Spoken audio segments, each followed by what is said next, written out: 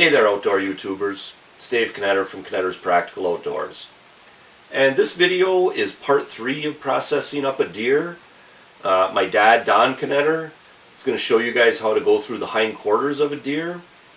In this video, he's going to use the meat saw. He has 2 methods. One he uses a saw, one he doesn't. This one he's going to use the saw. It's a little more straightforward method. Especially if you're kind of new to processing a deer, this would probably be the one for you to use when you do up a hindquarter. I will be doing a part 4 video where he's just going to be using the knife. But for this one, he is going to be using the saw. My dad is a career meat cutter. Through the 80s and 90s, he was cutting anywhere from 200 to 400 deer every year. So he's done a lot of deer. So I think he can get you guys pointed in the right direction.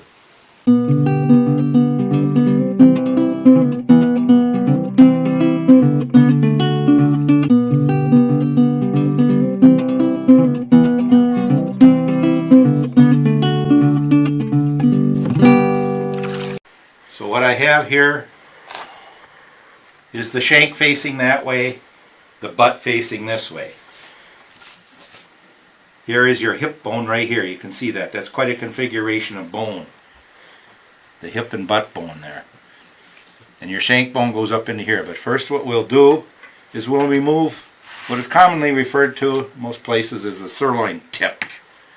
And that you do by inserting your knife right down alongside this hip bone, right down to the table, and just go right straight down with it. So you have a nice cut there.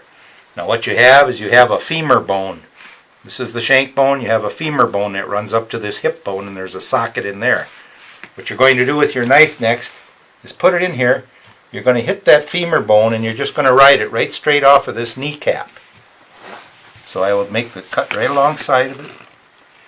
And here's the kneecap opened up. And this is the sirloin tip coming off. If you want, while you're here, you can take this little kneecap right out of there. You can take and roll this tip a little bit and keep removing this little cap meat that's on there. And there is a nice sirloin tip roast or steak. Most people will, as Dave is going to do, he's going to keep all his chunks whole and intact. And then when he thaws them, and they're semi-thawed, he will go ahead and slice them into the steaks the thickness he wants. And it works very well that way. In the meantime, I would just clean it up for him a little bit. So there's the sirloin tip. Here is the trim from off of it.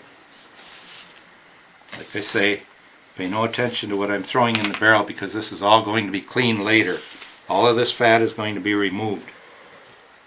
Venison fat can be quite strong and gamey. If you remove all of it, later on I'll show you the fat that I'm going to put into it. So now the next thing we're going to do, we can remove this shank by way of saw to make it easier for those that don't want to try to remove it and bone it off while it's intact.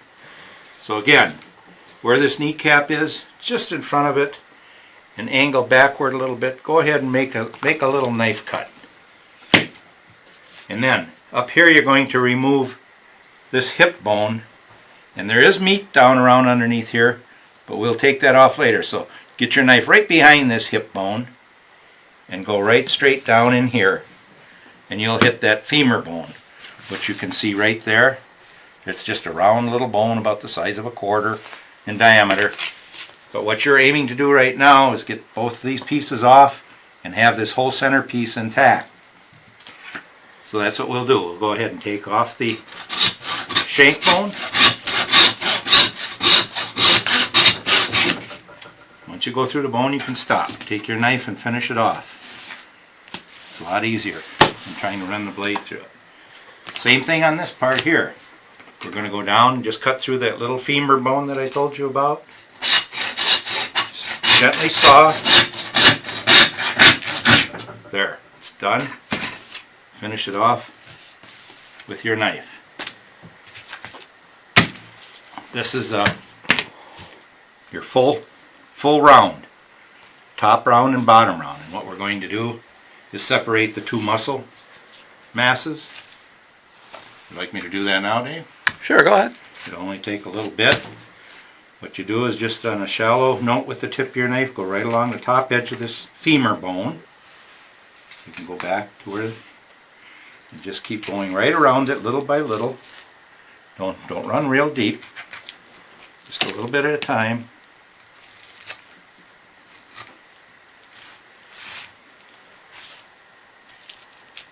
Right back to where you removed it with the saw. And there is the femur bone. It's removed. This is completely boneless now. Now you can open it up and you'll see where there's kind of a natural seam in here.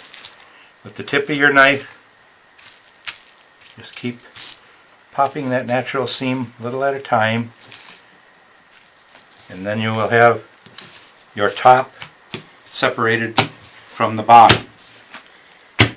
What we'll do at the top is we'll square it off a little bit, get rid of the rough area, put this into trim. I always take the knife. It's very easy to remove what little bit of undesirable fat is there. There's a little bit of a side muscle over here that you'll find is in a natural seam also. Just take that off, put it into trim. Now you have a real nice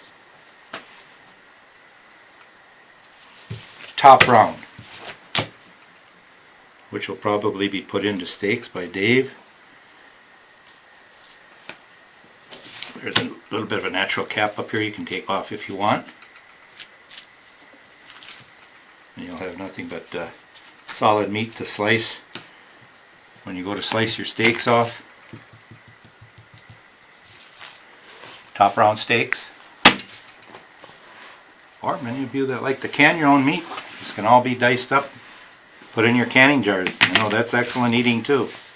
And the bottom we clean up. There's a little bit of excess meat hanging here and there. Back in here is where that shank came out. Shank meat is very tough. You definitely want to put that into your trim for sausage meat. Little spectrum of suet here. It contains a little bit of a gland. You can throw that away.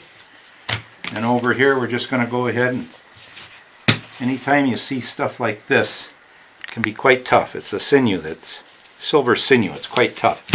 So with your knife, it just runs down the side. It's very shallow. Just go ahead and take your knife, remove it. You don't want that because it's very tough. And you pretty much have everything squared away on the bottom round here, with the exception of just going ahead and getting rid of this suet that is sort of undesirable.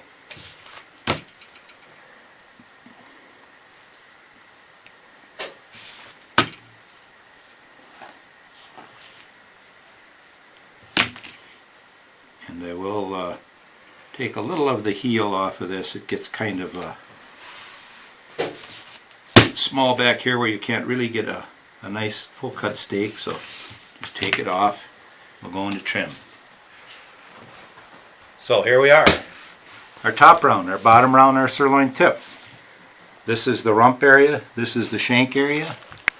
Now this is the thing I was telling you, you can, if it's easier for you to bone out when it's off, it's very easy to bone out. You can look at it and you can kind of see a configuration where the meat follows this kind of a slanted curl. So all you have to do is get in there with your knife, follow it down, just let it ride the bone that you're going to bump into with your knife, and just let it run right off the edge of that bone. Take off this hamstring, and again just taking the knife, going right down to the bottom where you took the saw to it. Like I say, this is probably the easiest way for those of you that aren't real familiar with the bone structure. There's your shank bone. This is your shank meat, solid meat. It's going to be worked down, cleaned up, put into trim. Now you have your rump. And what we have here is that little bit of bone where we cut it off. What we're going to do, you can see right here, this This bone kind of cups up underneath there from this angle. So what we'll do is we'll go ahead with our knife, get underneath here, and get underneath that little bit of a cupped area.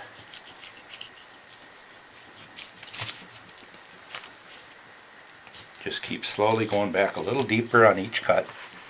Try to come right out to the front.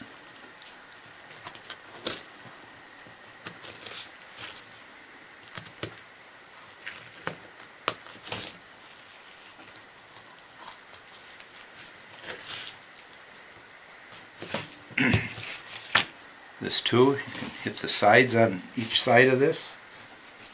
Get some trim off of it. You can take this cap off.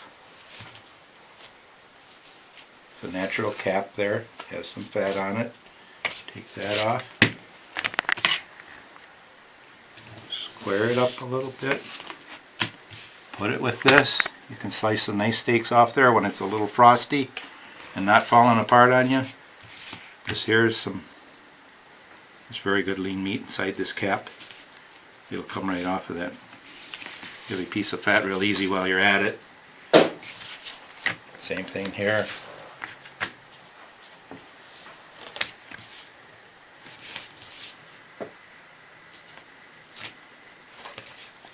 Like I say, Dave will be doing all this later. I'm just doing it quickly since it's here in front of me.